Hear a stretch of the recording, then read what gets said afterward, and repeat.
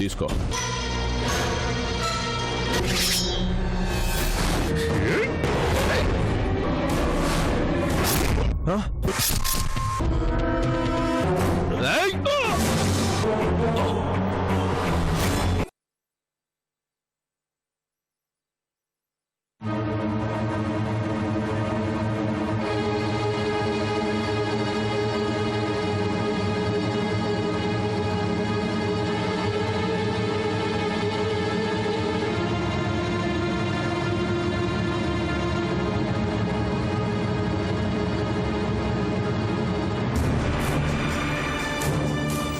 ఏమైంది సార్?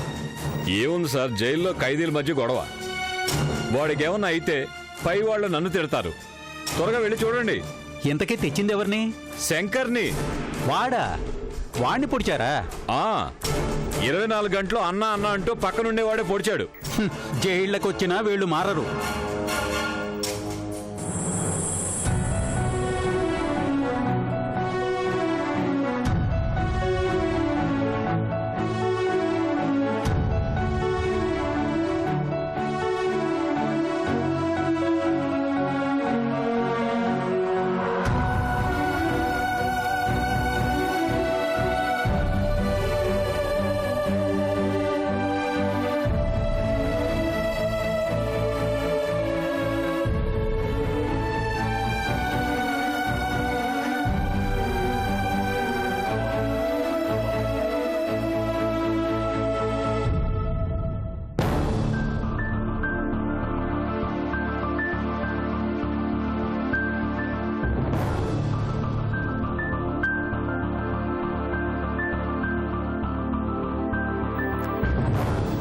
ఏమైంది సార్? వెన్నుపూసకి పక్కగా కత్తి దిగింది. కొంచెం ఇటు పక్కన దిగుంటే జీవితాంతం బెడ్ మీదే ఉండాల్సి వచ్చేది. ప్రమాదం ఏమీ లేదు కదా? అంత సివియర్ ఇంజ్యూరీ కాలేదులే. 10 నిమిషాల్లో స్పృహ వస్తుంది. ఓ గంటకి తీసుకెళ్లిపోవచ్చు. అమ్మయ్యా, ఏమవుతుందని కంగారు పడ్డాను. కత్తులకి గాయాలకి అలవాటు పడ్డ శరీరాలు వాళ్ళకేమవుతుంది?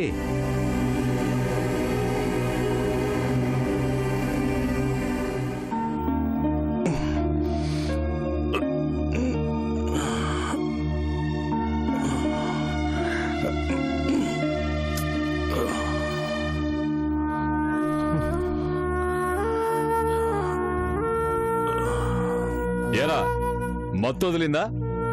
ఈ మత్తు కాదురా, నమ్మిన బంటని 24 గంటలు నీ చుట్టూ తిరిగేవాడే నిన్ను చంపాలనుకున్నాడు. ఎవరినైతే జైల్లో ఏడిపిస్తూ కొట్టాలనుకున్నావో ఆ కుర్రాడే నిన్ను కాపాడాడు. తప్పులు చేసి జైలుకు వస్తారు. ఇక్కడైనా మారతారనుకుంటే ఇంకా తప్పులు చేయాలని చూస్తారా? మీరు మారరు, మీ బ్రతుకులు మారవు. 1 గంట అంట రెస్ట్ తీసుకో, డిశ్చార్జ్ చేస్తారు.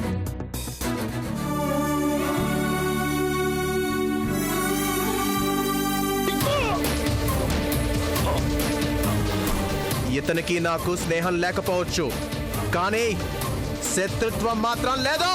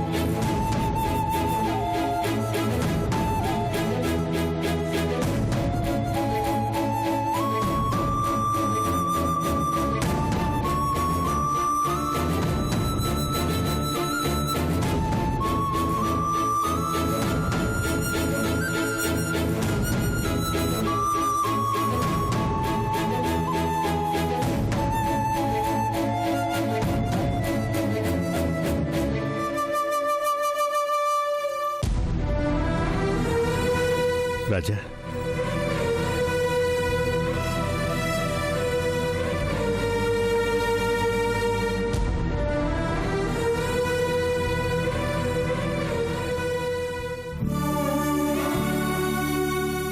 నా ఒంటి మీద దెబ్బ పడినందుకు నీ ప్రాణాలే తీయాలనుకున్నాను. కానీ నీ ప్రాణాలు తీయాలని నేనొచ్చినా నువ్వు నా ప్రాణాలు కాపాడావు. శత్రువుకి సాయం చేయాలనుకునే నీలాంటి మంచి మనిషిని చంపాలనుకున్నందుకు నాకు సిగ్గుగా ఉంది. మనం మనుషులం, మృగాలం కాదు. మృగాల్లా బ్రతకాలనుకున్నప్పుడు మనుషుల మధ్య ఉండకూడదు. ఎదుటివాడి చావుని కాదు, మన చుట్టూ ఉన్న వాళ్ళ సంతోషం చూడాలని కోరుకో. జీవితంలో నువ్వెప్పుడూ లేనంత సంతోషంగా ఉంటావు. నా తప్పుల్ని సమర్థించేవాళ్లే కానీ విమర్శించే నీలాంటి వాళ్ళు లేక అప్పుడప్పుడు నాకు తెలియకుండానే నేను తప్పులు చేశాను. మళ్ళీ ఇలాంటి తప్పులు జరగకుండా చూసుకుంటాను. నిజంగా నువ్వు మారితే మంచిదే. మారితే కాదు, మారాను. ఆ రోజు నువ్వు అన్నావే, మన మధ్య స్నేహం లేకపోవచ్చు కానీ శత్రుత్వం లేదు అని. ఈ రోజు నుంచి మన మధ్య స్నేహం మాత్రమే ఉంటుంది. నా స్నేహితుడిగా ఉంటావా?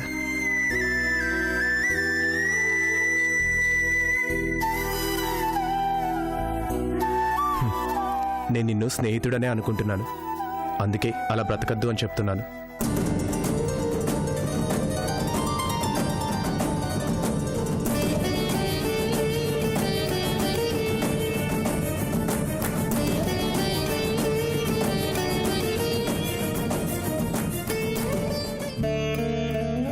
నీలాంటి మంచి స్నేహితుడు దొరికినందుకు నిజంగా ఆనందంగా ఉంది. కానీ విడిపోతున్నందుకు మాత్రం బాధగా ఉంది. అదేంటి? నా గడువు అయిపోయింది. నేను ఈ రోజే రిలీజ్ అయి వెళ్ళిపోతున్నాను. అలాగా? ఆ విషయం నీతో చెప్పి వెళ్దామని జైలర్ గారి దగ్గర పర్మిషన్ తీసుకొని వచ్చాను. రిలీజ్ అవుతున్నావుగా, హ్యాపీగా వెళ్ళు. ఎందుకు? నాకు మాత్రం హ్యాపీగా లేదు. నేను బయటికి వెళితే నా కోసం హైదరాబాద్లో నా వాళ్ళందరూ ఎదురు చూస్తుంటారు. నా శత్రువులు కూడా ఎదురు చూస్తుంటారనుకో. కానీ నీలాంటి వ్యక్తితో కనీసం ఒక నెలైనా గడపకుండా వెళ్ళిపోవాల్సి వస్తున్నందుకు బాధగా ఉంది. స్నేహం అనేది మన మనసులో ఉంటే మనం ఎక్కడున్నా ఆ అభిమానం అలానే ఉంటుంది. నా జీవితంలో నువ్వు చేసిన ఆ సహాయాన్ని ఎప్పటికీ మర్చిపోలేను. ఇదే నువ్విచ్చిన పునర్జన్మ. నిన్ను గుర్తు చేసుకుంటూనే ఉంటుంది. వెళ్తాను రాజా. లైఫ్లో మనం మళ్ళీ కలుసుకోవాలని మనస్ఫూర్తిగా కోరుకుంటున్నాను. బయలుదేరతాను. అలాగే. నువ్వు నాకు గుర్తుంటావు. నన్ను నువ్వు గుర్తుంచుకుంటావా?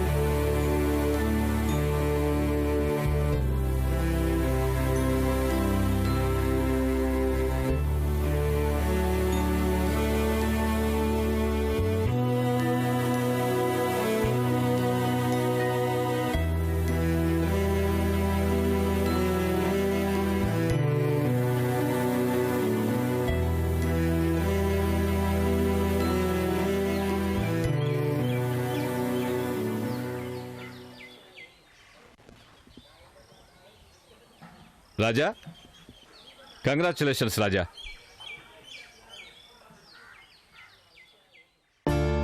ఎందుకు సార్? రేపు నువ్వు విడుదలవుతున్నావు.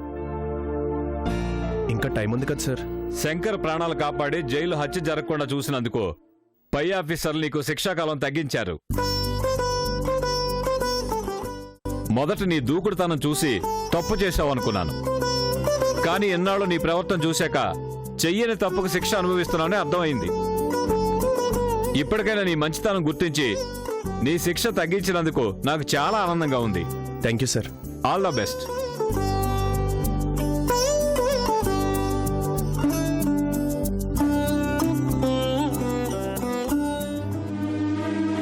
ఇక్కడ సంతకం పెట్టు రాజా.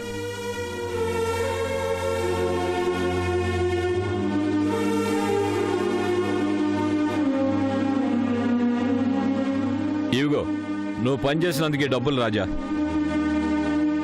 ఏ సెంట్రీ తీసుకో.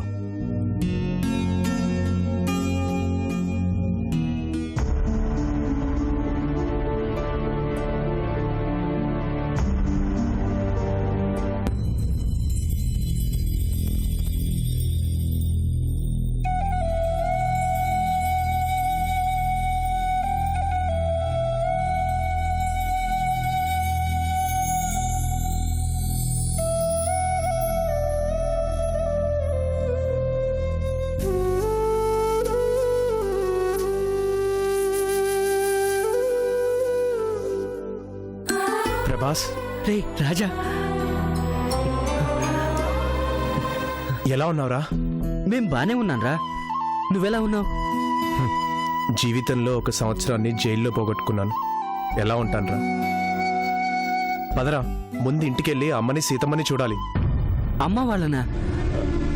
అది ఏరా?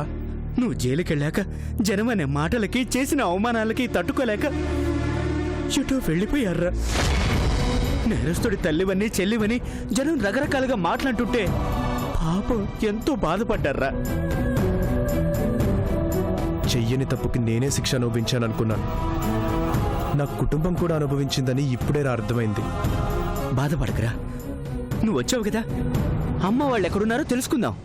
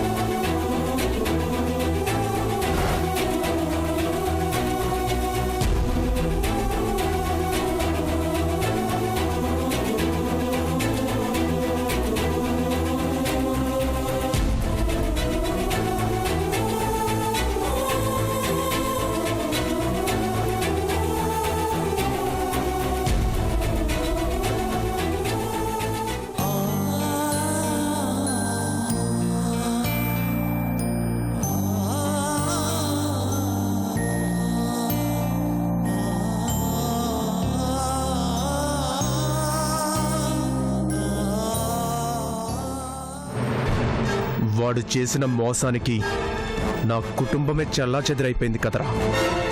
చెయ్యని తప్పుకి నన్ను నిందితుణ్ణి చేసి నా ప్రాణ స్నేహితుడి చేతుల మీదుగా అరెస్ట్ చేయించి ఇంతకాలం జైల్లో ఉండేలా చేశాడు. మా నాన్న చావుకి కారణం వాడు. ఈరోజు మా అమ్మ చెల్లి ఇలా ఊరొదిలి వెళ్ళిపోవడానికి కారణం వాడు. నేనిలా ఒంటరిగా మిగిలిపోవడానికి కారణం వాడు. వాణ్ణి వదలనరా. ఎవరి గురించి నువ్వు మాట్లాడేది? కుమార్ గాడు వాడేరా దీనంతటికి కారణం. వాడు ఊళ్ళోనే తిరుగుతున్నాడు కదరా. ఇంత చేసి వాడు ఊళ్ళోనే ఉన్నాడా? అవునరా. ఎక్కడా?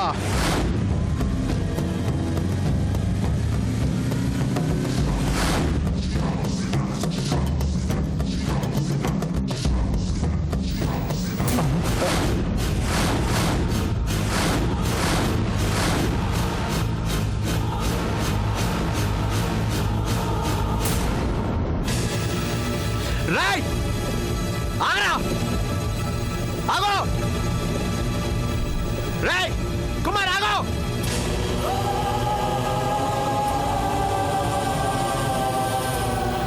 ఆగరా. రాయ్, ఆగరా. రాయ్, నన్నే మోసం చేస్తావా? ఆగో.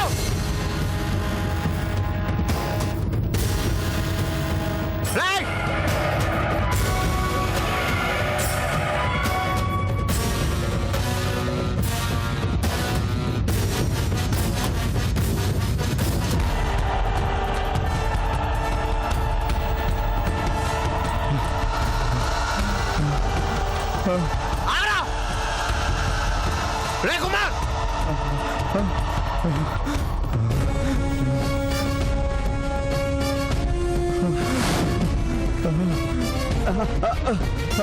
రేయ్, ఆగు.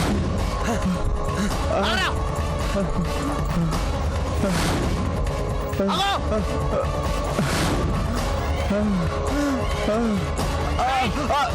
ఆగు. రేయ్, చెప్పరా.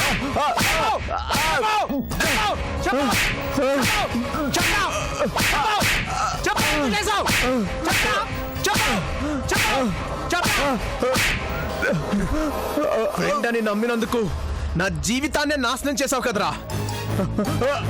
నీ వల్ల నా తండ్రిని పోగొట్టుకున్నాను, నీ వల్ల నా అమ్మని చెల్లిని దూరం చేసుకున్నాను, నీ వల్ల సంవత్సరం పాటు నా జీవితాన్ని జైలు పాలు చేసుకున్నాను. చెప్పు, ఎందుకు ఆ పని చేసావు? స్వీట్ ప్యాకెట్ అని చెప్పి గంజాయి నాకెందుకు ఇచ్చావు? ఎందుకురా నా లైఫ్ తో ఆడుకున్నావు? చెప్పు, చెప్పు, చెప్పవా?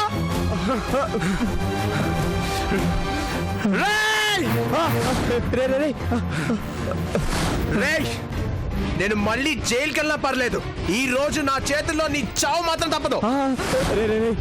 నిజంగా నాకేం తెలియదురా. డబ్బు కాసిపడి ఇదంతా చేశాను రా. నన్నేం చేయకురా. డబ్బు కాసుపడ్డావా? ఎవరిచ్చారు? అశోక్. ఏరా, నువ్వు తప్పు చేసి అది అశోక్ మీద నెట్టాలని చూస్తున్నావా? అమ్మ తోడ్రా. ఇదంతా అశోక్ గాడి ప్లానే. తను ప్రేమించిన లలిత నీ వల్ల తనకి దూరం అయిపోతుందని వాడే ఇదంతా చేశాడు.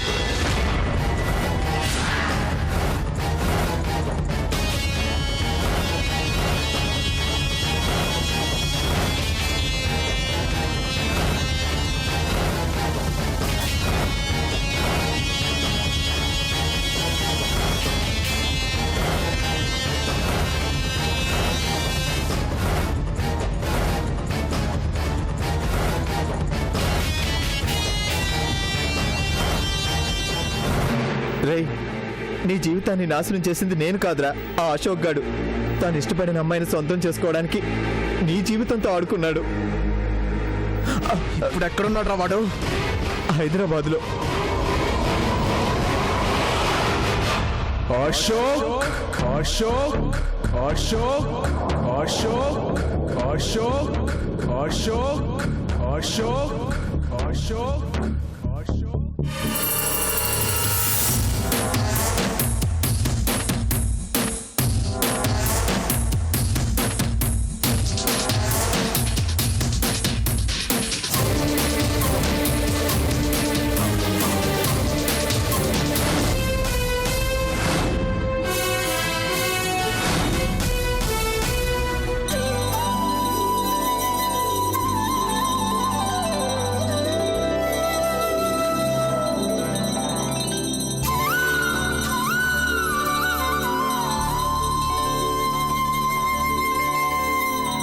లలి, వస్తున్నానండి.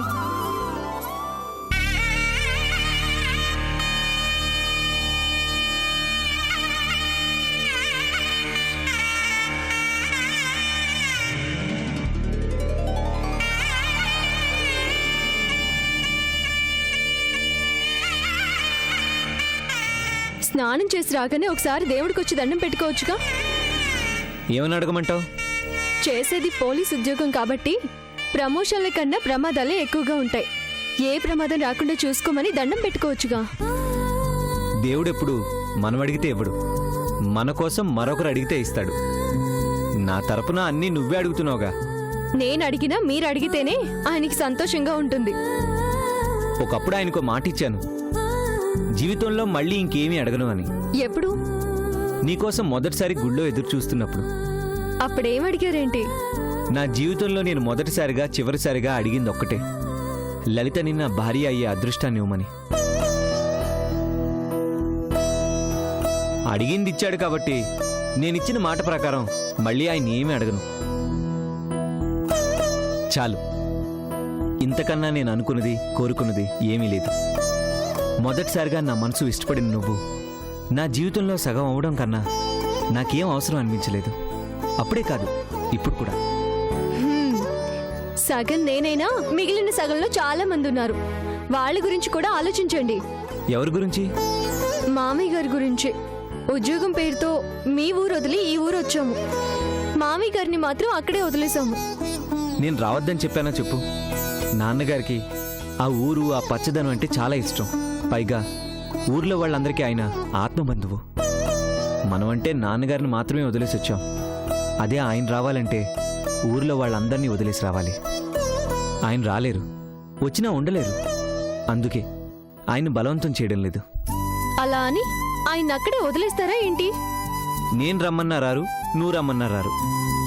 కానీ ఆయన రప్పించడం మాత్రం నీ చేతిలోనే ఉంది. నా చేతుల్లోనా? ఎలా? అర్జెంటుగా అమ్మవైపోయి ఆయన చేతుల్లో ఒక మనవణ్ణి పెట్టేశాం అనుకో, మనం వెళ్ళమన్నా ఆయన వెళ్ళరు. నాకు తెలిసి నాన్నగారిని రప్పించాలంటే అంతకన్నా వేరే మార్గం లేదు. ఛీ, పోండి. చీపోండి అనకూడదు, ప్రేమగా రండి అనాలి. ఏ ఆఫీస్కి వెళ్ళరా? ఓ గాడ్, టైం అయిపోయింది. ఇదే నీతో వచ్చిన ప్రాబ్లం. నేనేం చేశాను?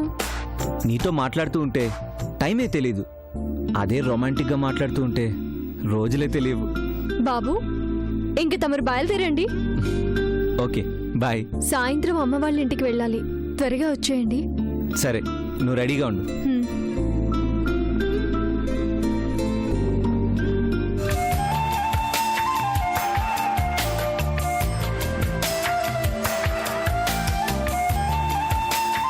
బాయ్.